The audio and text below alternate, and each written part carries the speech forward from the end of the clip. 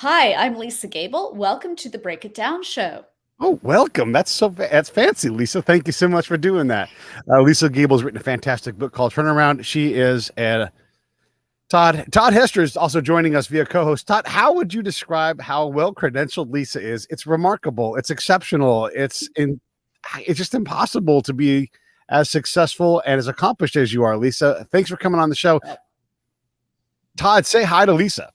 Hi, Lisa. And Pete, you're exactly right. I actually made a futile attempt to summarize Lisa's credentials and experience, and then I simply just gave up.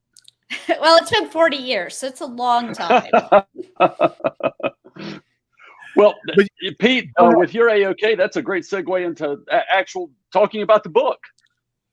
Lisa, for our audience members who haven't come across you before, can you give us a thumbnail sketch of your experience, some of the things that you've done, and how that career led to writing Turnaround?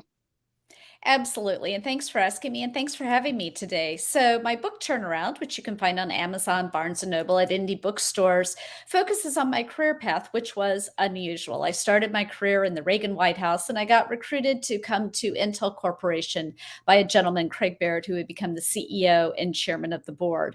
My book basically talks about how I incorporated the manufacturing techniques that I learned at Intel with the art of diplomacy that I learned at the White House and the State Department, as I have had the opportunity to be a UN delegate, a US ambassador. I've worked with Fortune 500 CEOs who are trying to accomplish something that people haven't done before. So my background is varied, but the book helps pull it all together.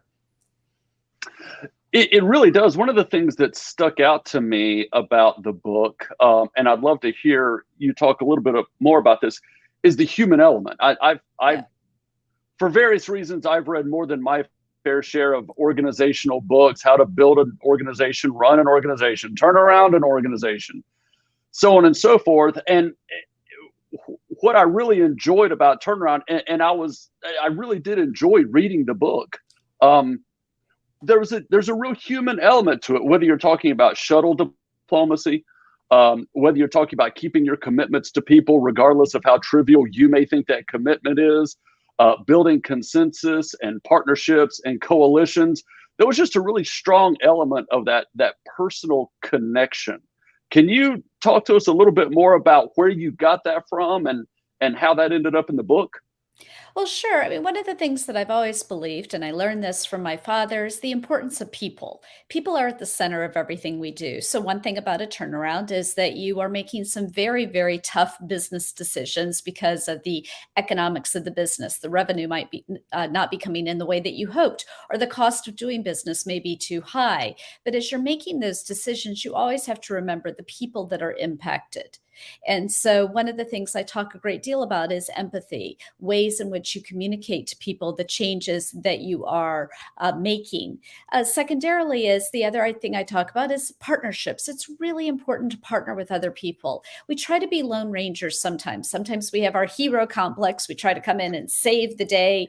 Other times we are perhaps not recognizing that there are a number of people whose interests align with ours. And so the degree to which we can partner with others, focus on what we do better than other people, identify those people whose interest in their spending is aligned with our goals and objectives. It's just so much more fun to do it with other people. Do you know James Rosebush? He was in the Reagan White House as well. He's been on the show before. I do not know him. Oh, he's a great guy. We'll not talk about him then. Okay. So I want to ask you about anytime I hear empathy, and we've fallen in love with the idea of empathy, and I'm empathetic and I'm an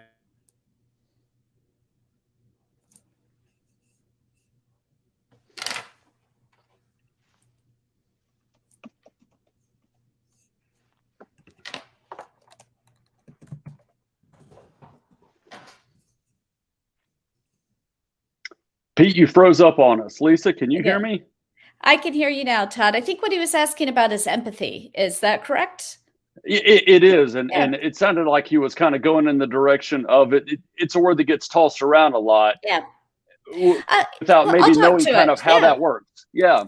Yeah. So, one of the things I talk about is shuttle diplomacy. You may Hmm. have people who don't necessarily agree with you politically. And Ronald Reagan used to refer to it as the 80-20 rule. He had the 80-20 rule, which is that if you agreed with somebody 80% of the time, you could still do business with them. I've adjusted that. I've adjusted it down to the 60-40 rule. And here's why. We are stuck right now, and life is very, very complex, and we are very divided, sometimes both in business, sometimes in politics, about what it is that each of us believe. But fundamentally, I actually don't believe they're all bad people in the world. I believe that people have Right. reasons why they believe what they do. And so one of the elements of my book, which I think does make it distinguishable, is I talk a lot about shuttle diplomacy. You need to go and meet with people and meet with them in person, meet with them via Zoom, listen to what it is that they have to say, listen to why they believe, what they think is going on, present an alternative viewpoint, recognize and acknowledge that they have a different viewpoint than you do, but then identify the places where you agree. And Hmm. my dad really reached across the aisle. My dad fell into one side of the political equation, but one of the things he did is he just acknowledged a person had a viewpoint. And I think today we kind of shut people out, we shut them down. And I do believe that in order for us to solve the problems in the complex environment in which we have to operate, that we should spend some time doing shuttle diplomacy, listening to others, incorporating what they're saying, showing them how you're actually responding to them. Perhaps you're doing it in a different way than they anticipated, but at the same time, you can acknowledge that you have taken a particular action, and these are the ways that may solve the problem that they've identified. I'm back. Okay, we answered your question, Pete, so we hope you Beep, beep. like it. Okay, good. It was so exciting. Did you guys talk about culture at all? We did not Not talk yet. about culture. Okay, Not this is yet. what I want to ask you about. I know I was kind of long-winded with my question, but we often can have multiple paths to the same answer, but you have to be culturally strong to be able to see that, hey, this path over here will actually allow us to accomplish our goal. We don't have to create this new cultural path. I would say that culture is a superset of empathy. Empathy kind of falls below it. So, I mean, you got to be empathetic, but you also have to allow an organization to have that its culture that it has, and a turnaround that requires a change in culture. It's not a reliable path to that. Well, one of the things Craig taught me, and I think is so fundamentally important, is he always said, speak with facts. And the reality is, if you can identify things and ways forward that are based on facts, that are based on data, that's really the best way to bring the room to where you want it to be. I recognize that there are many different intonations in what we're discussing, but I do believe that if you again spend the time with the individuals acknowledging their points of view and then doing so in a fact-based discussion, I've had a lot of success with that. And so it is one thing that I have worked on across the aisle in different ways. Sometimes you can bring results, sometimes you can't, but mutual respect is always critical and part of the process. And we can discuss aspects of culture, but culture does and should be grounded in respect. It should be grounded in fact, and it should be grounded in where the organization needs to go in order to bring about change for its consumers, its customers, its community, whoever it is. Well, and one of the things that you mentioned in the book, Lisa, is having, for lack of a better phrasing, a future orientation that, you may have to work with this person again some point down the Yeah. future, or this person may be in a position to help you out at some point in the future. One of the notes that I wrote down was on your section about having to let people go. If you're turning around an organization, that's going to happen. You're going to have to let someone go, and then you give the reader some ideas on how to do that in a productive way, in a way that hopefully keeps a relationship intact. I consider Absolutely. that a degree of empathy. That is an empathetic move. It is, because part of what I talk about in the book is that the economics of the business, the structure of the business that has to do with revenue and cost, which is essentially all organizations. It doesn't matter if you're the head of a church, if you're the head of a nonprofit, a school, or a Fortune 500 company. Everything has a cost, and everything has to have a mechanism to pay for that cost. Right. And so that structure may not be in a bad position because of the individual that you have to let go.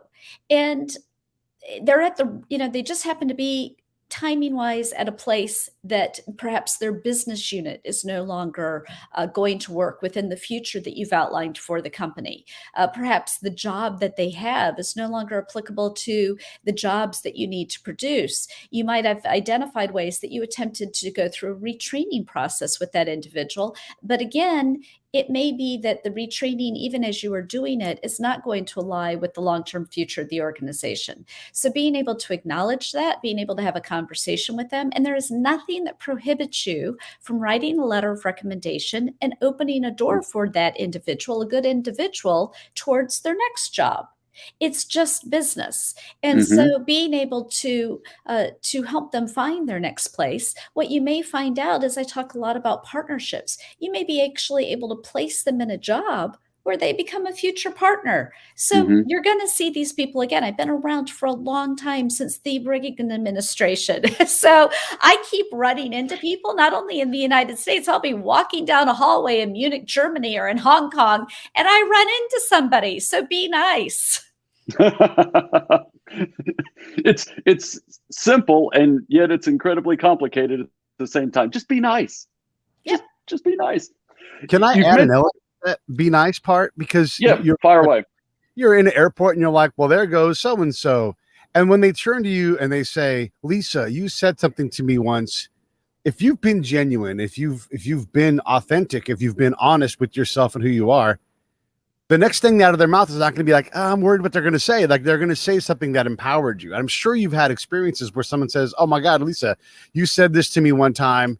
What are some of those examples of the future self talking, getting this reward of your candor, of your policy of this shuttle process of including people, but also being genuine? Well, I have run into people who later on, maybe they weren't so happy with me when they left an organization, but I've run into them later on, and they will tell me that a door that I opened up for them, or a comment that I made about a place that I saw as a future opportunity for them, was on target. And I do a lot of mentoring, and I know that you all do too. It's always a pleasure when I've run into the parents and mentors. I was at a black tie event in Washington right before the shutdown, and a man got up from his table and he came over and he said, I just wanted to let you know, because you were willing to talk to my daughter at this point in time, you may not have realized it, but due to the contact that you made, she is now in this field and this is where she's at. And so it was a young woman who I had met and arranged for her to talk to someone on Capitol Hill. She later became a member of the State Department Nuclear Deterrence Task Force. What an exciting thing that, an introduction that I'd made gave her those ideas. And I talked to her about her graduate work and talked to her about what she might focus on.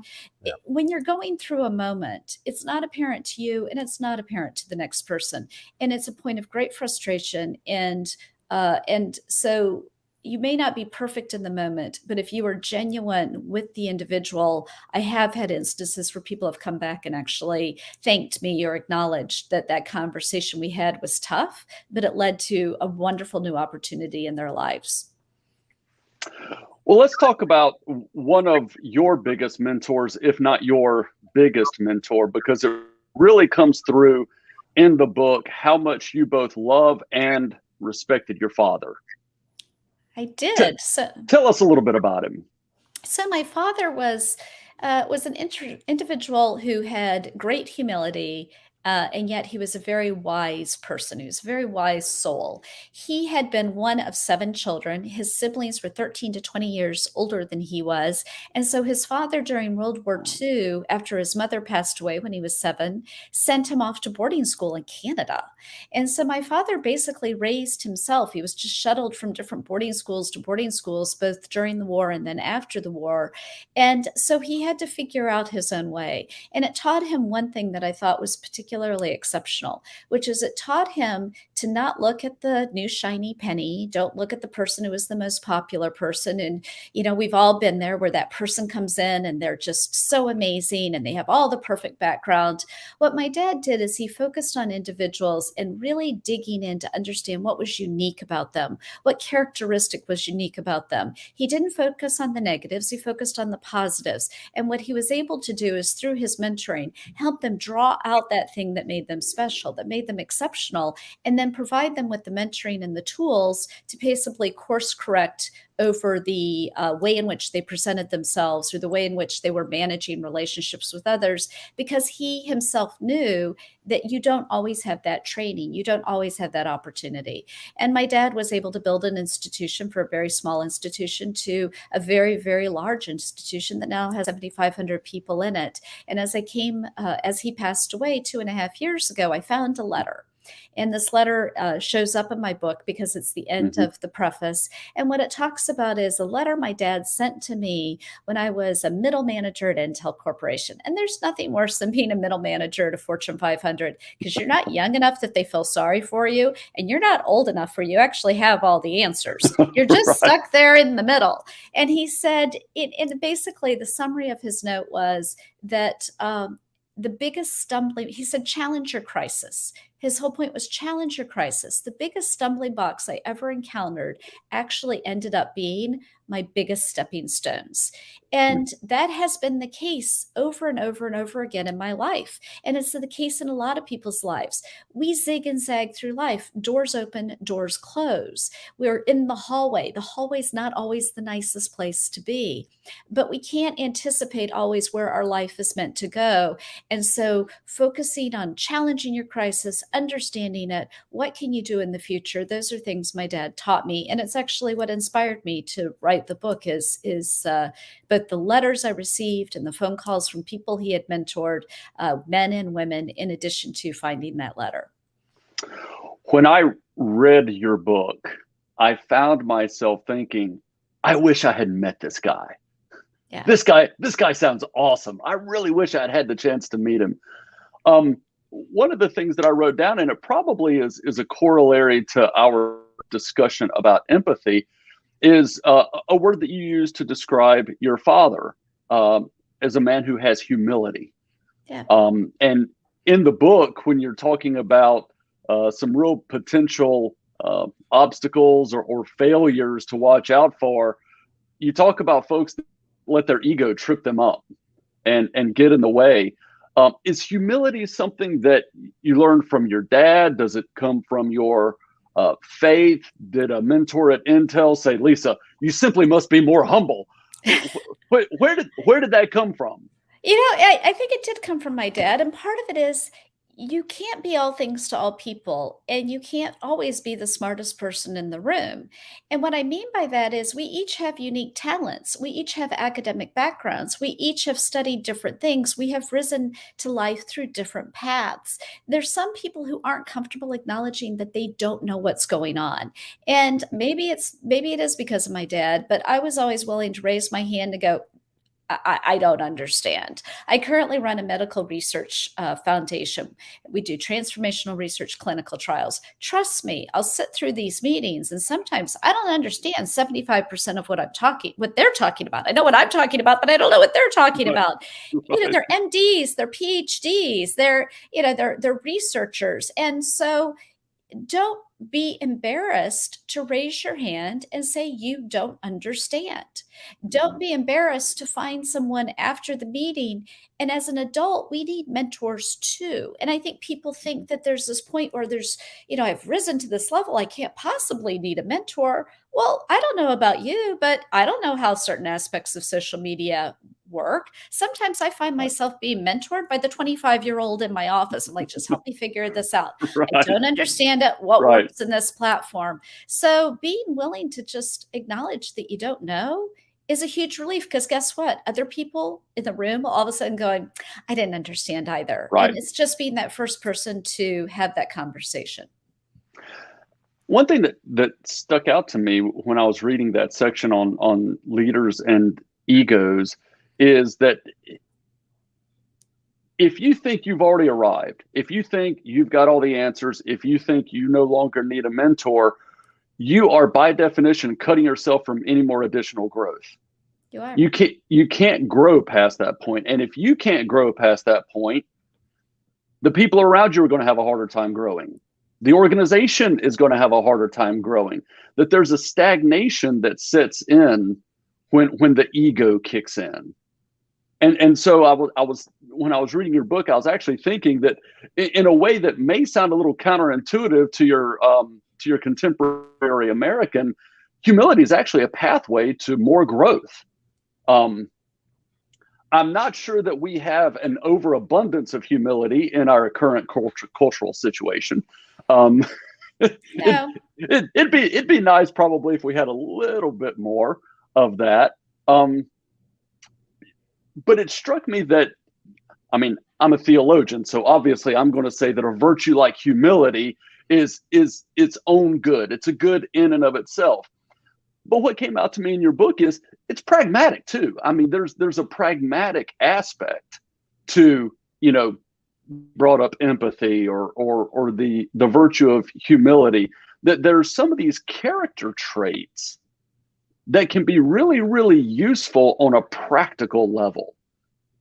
And I think that's one of the things that stuck out to me about your book is I haven't read a leader write a book that points that out before. Well, maybe you haven't had a leader that's been in so many jobs where I literally had no clue what was going on in the room. I mean, think about it. I've been brought in to do turnarounds in business, government, and philanthropy Mm-hmm. across the auto industry and the high tech industry and in the State Department, in the Department of Defense. I'm brought in because I know how to ask the questions and to follow the process I outline in my book, and I can gather the right groups of people together and have a talent of identifying who can put their finger in the dike at the time you need that hole plugged. But the reality is, I very rarely know the subject matter that I am walking into. And today, I think one of the reasons I also wanted to write the book is you have this confluence and this merger across so many different industries. It's a very, very exciting time. But we have technology being integrated with pharma, being integrated with biotech, being integrated with the way that food is made. We are going to be seeing mass mergers and acquisitions happen across multiple different industries that may never have worked together 20 years ago. You are not going to know everything that people are talking about in that room. It's just not possible. It doesn't matter how smart you are. And so being willing to say you just don't get it and you just don't understand it, I think is half the battle. And my dad always knew he didn't know everything. He went and he got a lot of degrees, but there were a lot of things that he didn't know. And so he would even up till his death, he affiliated himself with a group of a club where they explored topics that none of them understood, and they would bring in somebody from quantum computing or somebody from the military, and they'd have them talk about things that they all acknowledged they knew nothing about. And so that continuous growth is so important to all of us. That's fabulous. I love that idea. I'm part of a businessman's luncheon where we do something similar to that. And it is always rewarding to have, we had a guy just come in 2 weeks ago and talk to us about electrical grids. He's a top engineer with our local power company. And he was just walking us through how an electrical grid works, the patchwork of electrical grids across the United States, the need that we have to harden our electrical grids a little bit more than that. And it was just absolutely fascinating. This is a world that I know zero about, but his willingness to walk us through all of that information was just incredibly rewarding. So that's fantastic that your dad did that. Yeah, and that gets into, we talk about dirty jobs, right? I mean, one of the things that we've done is we have not encouraged people to go into jobs where they're going to be a mechanical engineer, perhaps, and work on or electrical engineer, whatever it is. They're not going to take the job where it's fixing something in the highway or fixing your car. There are jobs, these jobs are complex today. The military has always been a great place for people to come get trained as an enlisted personnel, whether it's on a sub or a ship. They learn new technology. And the reality is they know how to fix things that we don't know how to fix. They know how things work that we don't know how they work. And so society has sort of come up with this winners and losers framework. And the reality is the deep respect that you have for any individual who knows how to do something you don't know how to do is so important, because the reality is we don't know how to do it, so we should not talk down to somebody else. We actually Carly Fiorina tells a great story about when she used to wander around the halls of Hewlett Packard, and when she sat down with this guy, she says CEO, he was very low level in the organization, and she asked him what he thought she should do to fix a particular problem. He'd been dying for someone to ask him the question. He had the file, and he whips it out. And he says, well, this is what you guys need to do. You guys are all trying to fix it up here. And this is the underlying cause of our problem. And she'll tell the story how she would check in with him and she saved hundreds of millions of dollars because she just went out and asked him. And so walking the floors, being willing to talk to everybody in your organization, not just keeping that closed C-suite environment is really important. How often do you think that happens, actually? How often do you think those leaders actually get out and walk in the hallways of their corporation and get out of that bubble? It depends on the leader. I worked in running a self-regulatory initiative for 16 food and beverage CEOs, and it became very apparent very quickly which ones walk the halls and which ones don't walk the halls.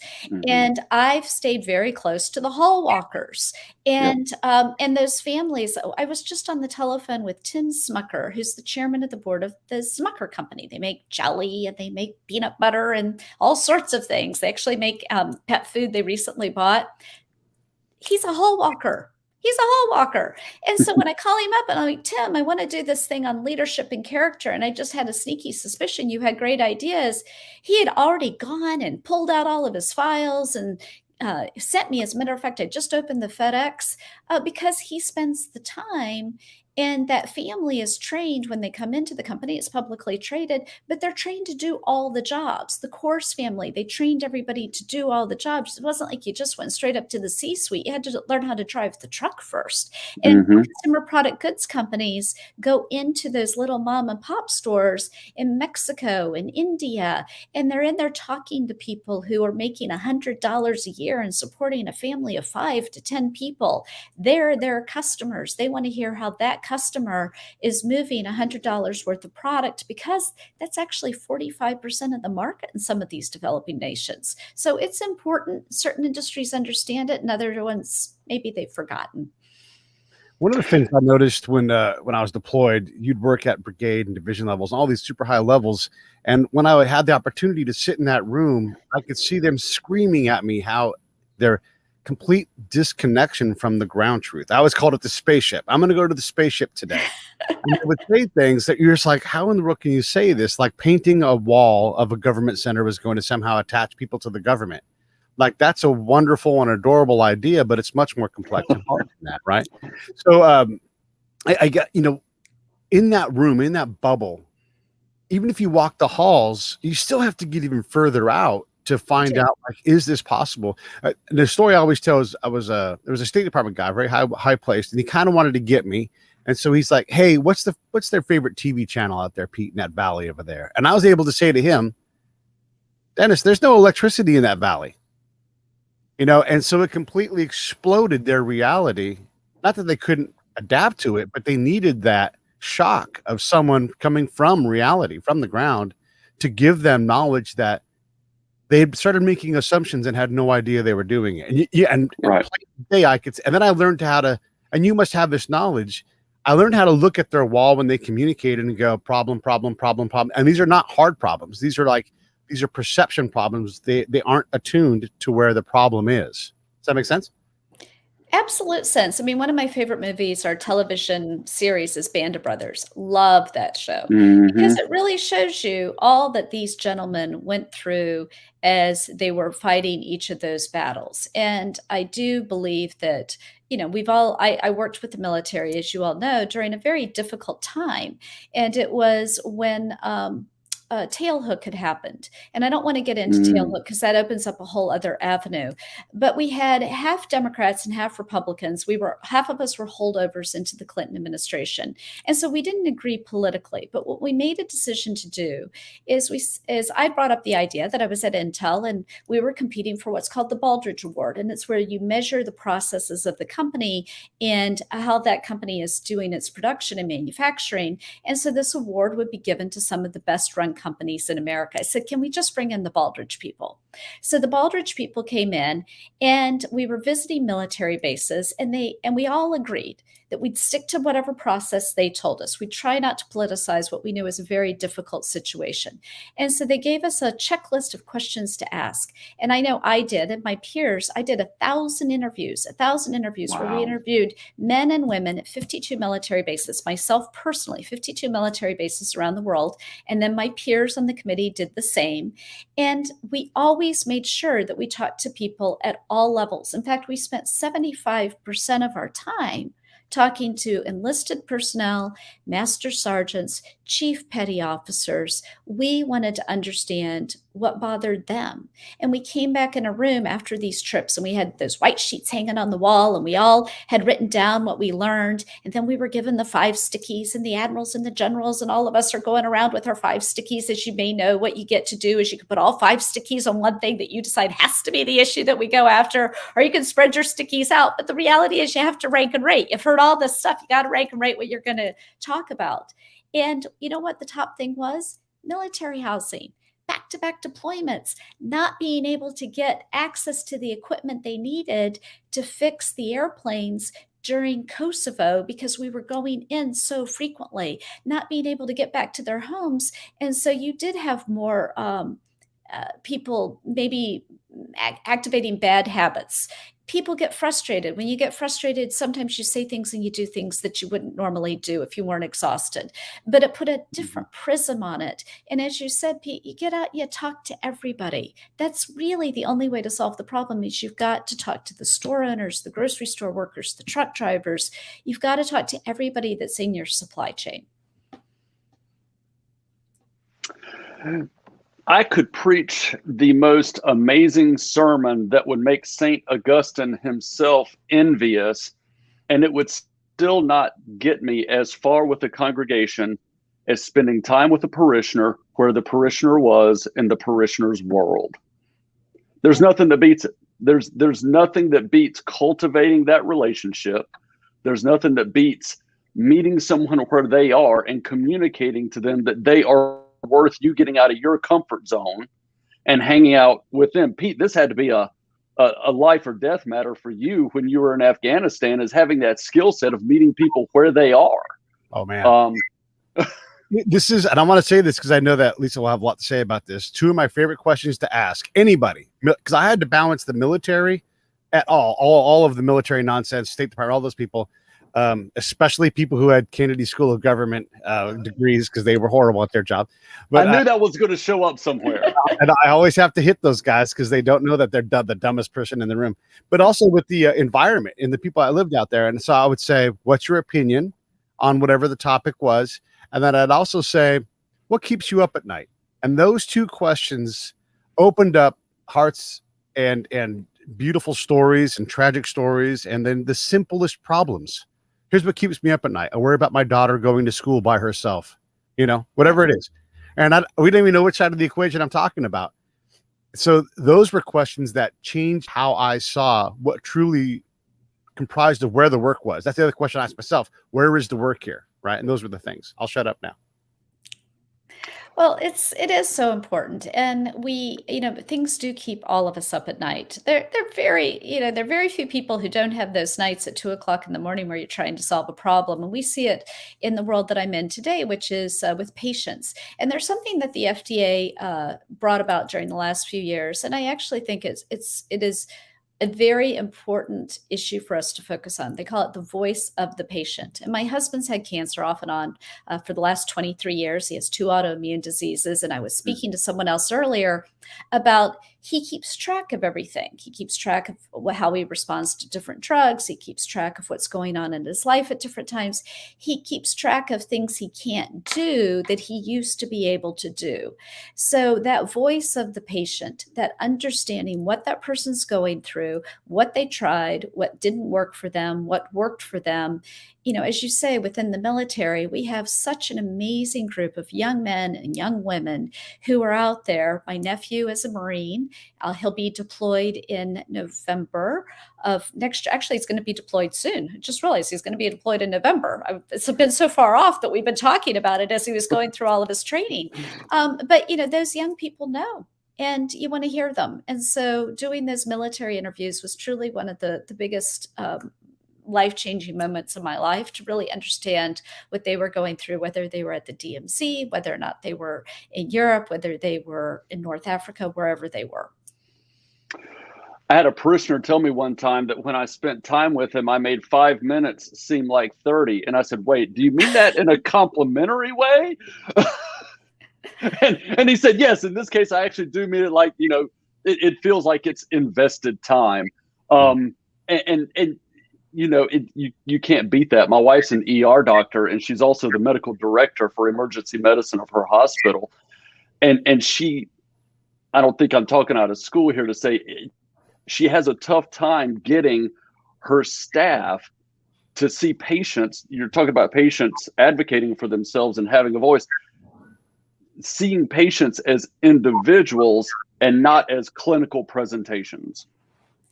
It's funny. One of my head of research always refers to people as phenotypes, and I tease him. I go, Bruce, they're people.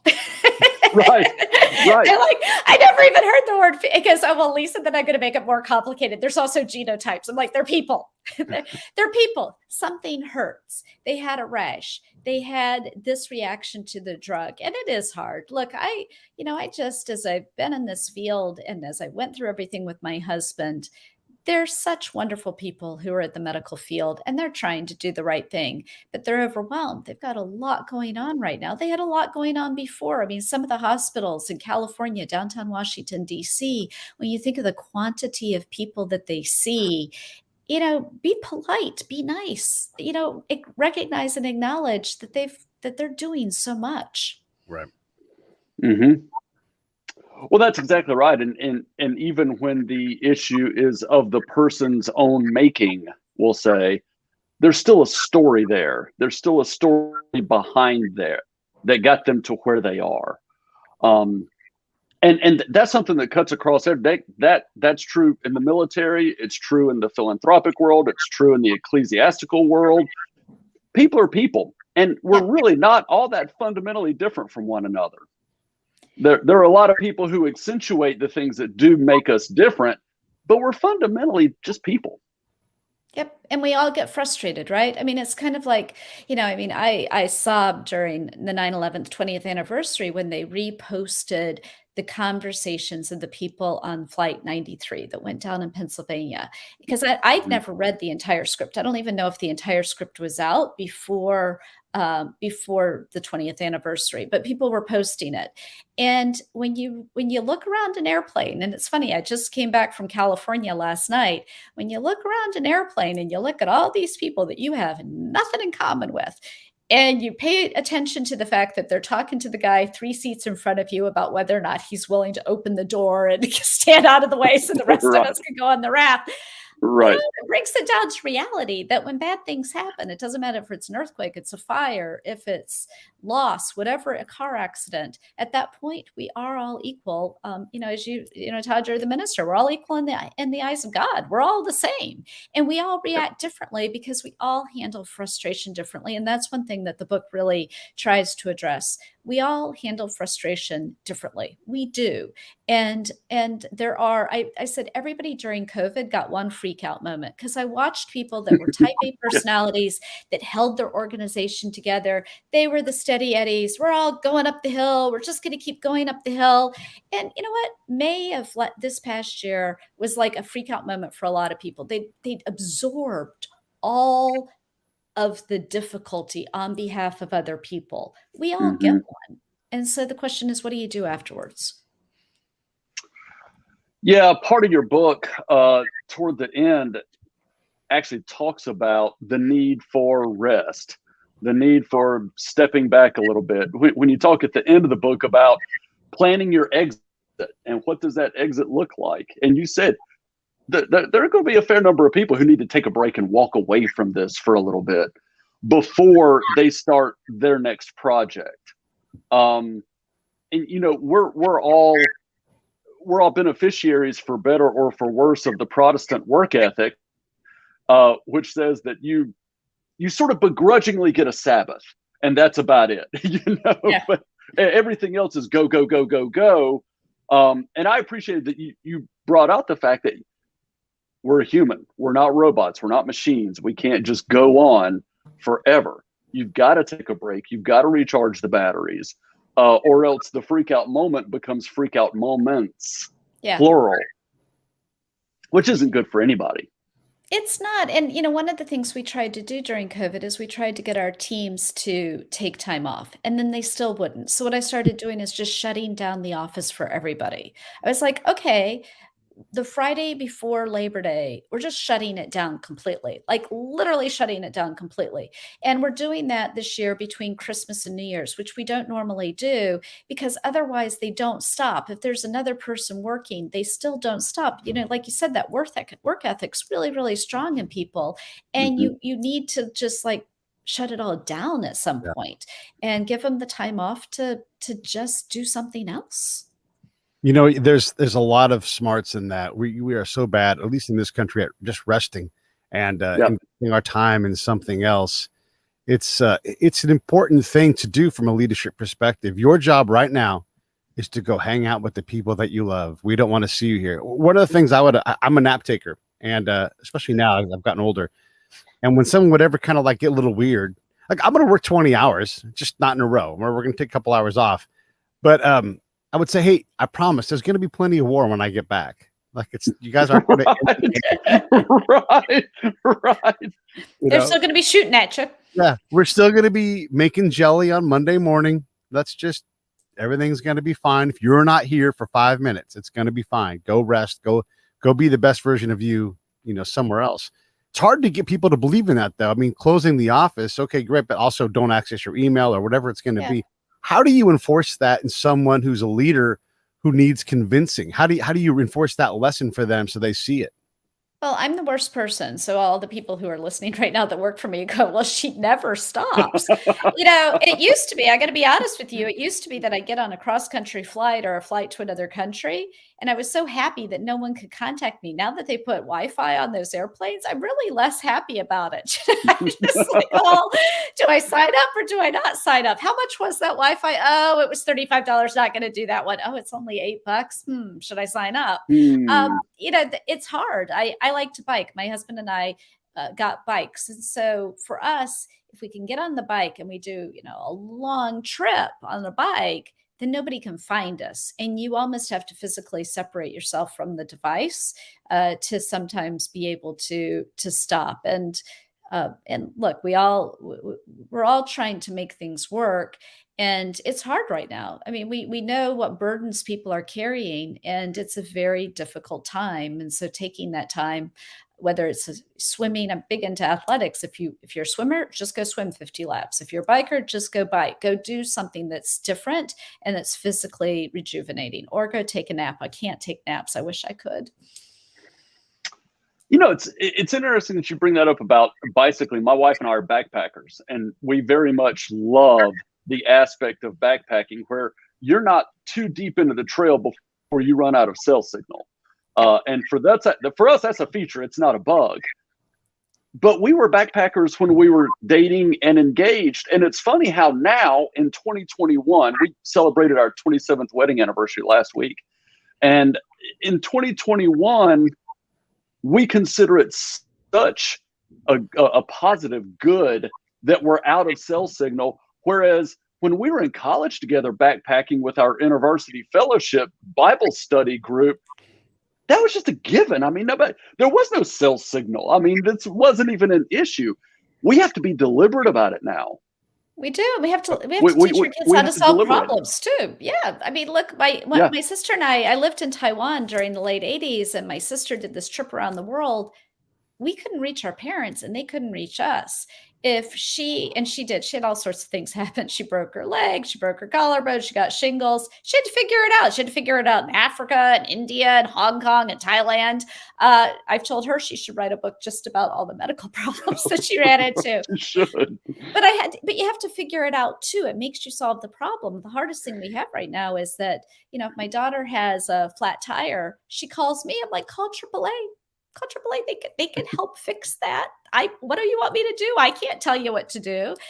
So I think it's that disconnecting for all of us, and it's worrisome because we do become so tethered that it's hard to relax, and it's also hard to figure out our way out of the box. And we need to figure it out sometimes. So you can answer a question for me. My perception is that there is a paucity of critical thinking and problem solving in the younger generations. Do you think that's accurate, or is this me approaching my 50th birthday and turning into a grumpy old man who is yelling, "Get off my lawn"? Well, they Or can figure out the both. technology. Maybe it's better both. I mean, they can figure out the technology much better than we can, but I do think there is a tendency where they contact their parents far earlier than we would have, or that we could have. I mean, if you can't call your parents, which I couldn't do in 1989 in Taiwan, during a typhoon, I just had to figure out what to do. Go to the top floor. That's actually what we figured out. And don't go outside. But they can figure out other things. I mean, what I've discovered is my daughter's really good mechanically. She's really good at fixing stuff. She's really good at building stuff. They have their own things that they're doing, but their ability to call us during an emergency or crisis may not be the most positive thing. Mm-hmm. Yeah, it makes sense. I'm curious what your thoughts are on wisdom. We have so much access to so much information. If you're having trouble working on your car, you just pull up YouTube and the answer is right there. But the wisdom is just kind of the one word we say, and then we're done. But I think that there's subsets within wisdom. You can have too many wise people in the room. You can have a glut of wisdom. You can have a paucity of wisdom. You have these things where wisdom it's situational, and it can be really rare, and it's hard to quantify and hard to stack up, and you make as a resource, I think. And you learn it over time. It's not something like you're just born brilliant. And I've spent a lot of time in Asia, and so that the way sort of the Confucius studies process worked is there was that element of brilliance, but then there was that element of having to solve problems and really think about the interconnection points between things. And my favorite story in the Bible was always Solomon. I just I was like, that was my favorite story. But here is an individual who had great wisdom yet made many mistakes. People are people. They're humans. They have the ability to have learned from their experience. And some societies give a lot more credit to older people than we do because of the wisdom that they've gained just through the experiences that they've had. And maybe we don't give as much credit to the wise soul as we used to and as we should. Even if it's simply, hey, I made this body of mistakes. Don't do this. Right. I mean, even that is a level of wisdom. I grew up in rural South Carolina, and there were plenty of people in my extended family that on the face of it, you probably wouldn't consider them wise people, but they could tell you what not to do in life. And you still did it. You still did it. Still did some of them. Still did some of them for sure.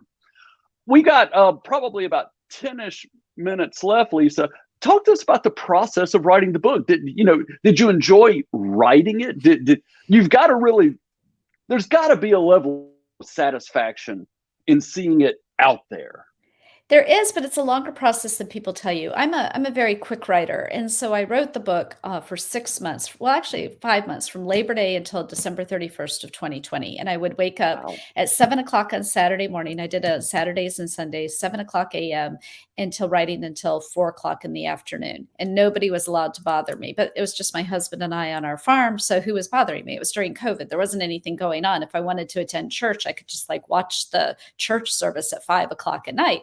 So I would get up at 7 and I would write straight through that time period. And I had an amazing editor. And it's funny, I've had a lot of people tell me they're writing a book. I'm like, do you have a good editor? Oh, I don't need an editor. I'm like, yes, you do. My editor, I Yes. didn't like her sometimes. We met from 6:30 to 9:30 on Wednesday nights. And so I'd send it to her. She's like, nope, nope, nope, nope, nope, can't do this. She didn't edit the book. She didn't go through and redline the book. What she did is she taught me how to write a book. I felt like I was going through a graduate course.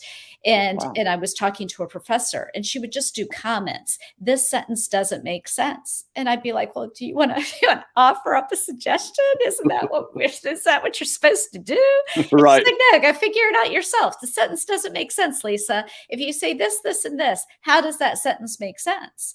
Well, then I had to go back and do a lot of rewriting. And so she made me do the rewriting, and she made me write out an outline. I'd already started writing the book. None of it was good enough. I had to do an outline.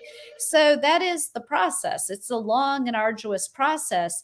And you truly think that you cannot do it sometimes. Maybe I'm not smart enough to do it. Maybe I don't have the talent to do it. But like anything in life, you go and you do the homework. And so she'd send me back. I'd go do the homework. I'd rewrite the thing. I'd cancel out paragraphs that I loved that she said made no sense. She told me that I should look at reordering things. I'm like, again, do you want to give me a hint what should go first and what should go second? She's like, no. So having that coach through the process was really critically important to me. And then I worked with a team of people that are in their 20s to market the book. And again, talk about the fact that I know less than I'm in my late 50s. People are 30 years younger than I am. They could be my children. I'm having to lean heavily on them to explain book marketing to me because I had all these assumptions and they were all wrong, just flat out wrong. Did you enjoy that process of kind of learning the marketing aspect of it, the publishing aspect of it, things that weren't necessarily part of your world? Oh, absolutely. I love learning new things. I mean, I Yeah. love learning new things. Like, it's boring for me to go do something I've done before. It's one reason I didn't stay on a career path where I just rose through a particular industry because I always have to be learning and trying and figuring it out. And so, learning, it's not about book tours anymore. It's all about digital marketing. That's how you sell your books. It's all about making sure that you have a spread across multiple different bookstores. It can't all be Amazon. Learning that will do an early bird special, which we did in order to get more people to buy the books that people would be talking about it. It's not standing up, and even politics today, it's not standing up in a room of 20 people. It's only 20 voters. It's only 20 book buyers. It's really about how many people do you touch. And so we're all evolving. And the book process was just yet another example of that evolutionary learning experience. Yeah, it's good. So what's the next book?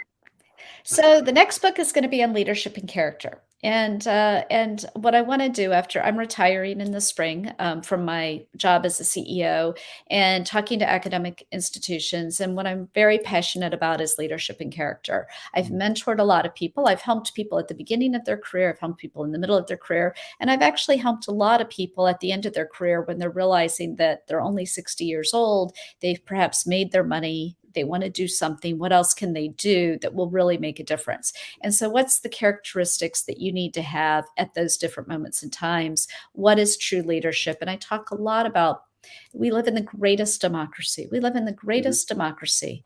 And there is nothing prohibiting any of us from picking up the mantle of leadership and helping to solve a problem in our neighborhood, in our community, in our state, or at the national level. It is literally leaning into it. We saw that with truck drivers and grocery store workers and physician's assistants and nurses throughout the pandemic. We saw that with school teachers. We saw that with just such a wide variety. And so what I want to do is encourage people to not be discouraged. Bad things happen. They happen. We can't keep them from happening. But what we can do is that we can gather together and break through and get something even better. Do what my dad said, challenge your crisis, recognize our biggest stumbling block. Our biggest stumbling block is COVID and all of our responses to it, no matter where you are in the political spectrum. But the reality is we can challenge it, and that could actually be what makes us great again. And so I want to be focused on that. It is such a high commendation of your book Turnaround that we're talking about a leadership book and turning around troubled organizations. And some of the key words in our discussion are empathy, humility, wisdom, and now character. I think that just really speaks to what you've done with this book, that those are the key pivot points in our conversation that we're discussing. How would you define character? What does that look like? I talk about character in the book is when we're talking about an institution, it's being the steward at the institution. We are a temporary steward in life. We are. Life doesn't last forever. Institutions go on by when we leave. If you see yourself as a temporary steward of whatever you're involved with, what you recognize is that you need to leave a deliverable at every step of the way, because that speaks to the impact on the world around you, the impact that you have had. At that moment of your death, what are they going to say about you? And what's actually going to be considered important or not important? Are they even going to know who you are? I love the movie It's a Wonderful Life, because Jimmy Stewart learns that just by being who he was, that he had such a huge impact on people. And so for me, character is recognizing your role. We each have a temporary role on this planet. What's your role, and how are you going to treat other people, and what are you going to accomplish in the moments that you've been given and the opportunities that you have? Well, as I mentioned, I'm a theologian, so I'm legally obligated to ask. Talk to us just for a brief moment about the role of faith in your leadership. What have you drawn from the Christian tradition that made you such a capable, empathetic, humble leader? I read the Bible, and what the Bible shows you is it shows you that every great leader had flaws. Every great leader had flaws. Simon Peter had flaws. St. Paul had flaws. He wasn't a nice person. No one liked him very much. Right. King David, who is the sort of pinnacle, had really serious flaws. I think one of the things we learn in the religious process is not only faith and having faith that you can pray and that things will work out, or that things will be done in the way that God wants them to be. So you may have to resolve yourself to a path that you really don't like very much, but it is the path that you have. But secondarily is every single person in that book is flawed. They're not perfect. And then the question is, what did they do at that moment in time? And that's really what I go back to. One of my favorite moments in the scriptures is when God calls Jeremiah, and Jeremiah says, no, I'm not your guy. I'm too young. I'm a poor speaker. I have zero experience, and I'm clinically depressed. And God goes, yeah, whatever. To your point, that there's no perfect person, there's no perfect leader, there's no perfect leadership, and there's a certain amount of grace in that. There's a great deal of grace in it. We don't have to be perfect. I talk a lot about my writings. Stop the self-flagellation. Just stop it. We all make mistakes. And what you can do is you can beat yourself up constantly for a mistake that you made, or for a judgment call that you made that didn't turn out to be the right one. And either you can just sit and beat yourself up, or you can learn from it and make a decision about how you can react to it later. And that is something I got from my parents. I was a straight A student. If I had a bad semester at UVA, and I was devastated. And my parents are like, you can't be perfect. You're not perfect. You can't always be the smartest kid. You can't, it doesn't matter.